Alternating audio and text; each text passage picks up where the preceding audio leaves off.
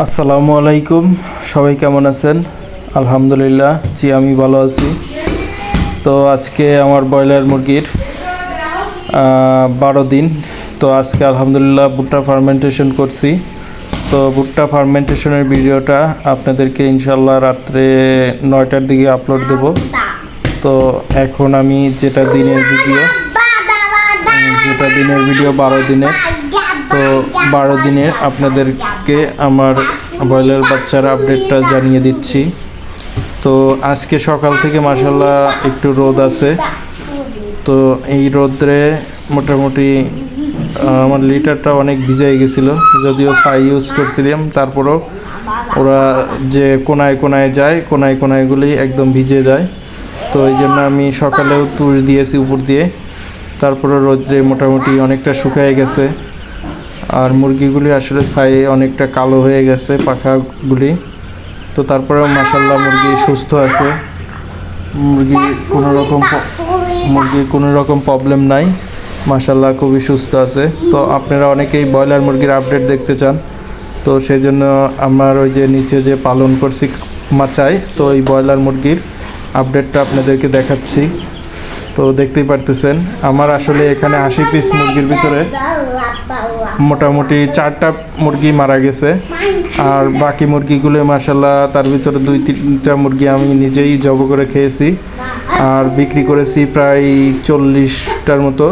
তো এখন মনে হয় যে 30 থেকে 35টার মতো আছে। তো আপনারা হিসাব করে নেবেন আসলে কয়টা। তো এরকমই আছে, এখানে 30টার মতো আছে আমার জানা মতে। তো মুরগি মাশাআল্লাহ সবগুলি 2.5 কেজি 3.5 কেজির মতো আছে, কারণ ওদের বয়স কিন্তু প্রায় 40 দিনের কাছাকাছি, যার কারণে ওজনটা মাশাআল্লাহ এখন ঠিক আছে। যদিও আসলে আপনার এই কি কয় কাজী কোম্পানির এই লোম্যান এটার গ্রোথটা খুব লেটে আসে, সবাই আমাকে বলছিল। তো আসলে ঠিকই আছে। তো শেষের দিকে এসে ওজনটা মোটামুটি ঠিক আছে, ভালোই হয়েছে।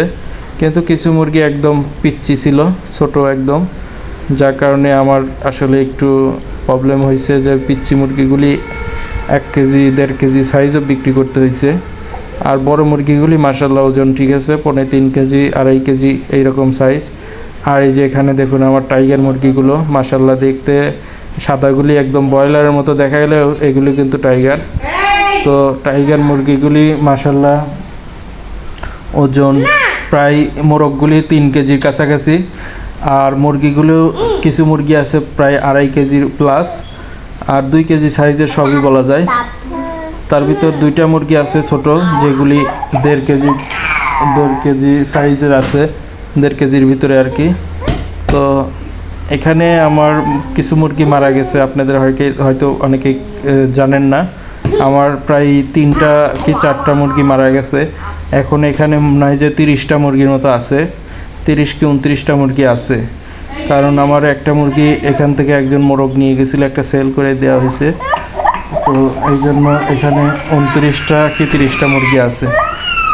তো আর এই যে পাতি হাঁসগুলি, তো সব মিলে মোটামুটি ঠিক আছে।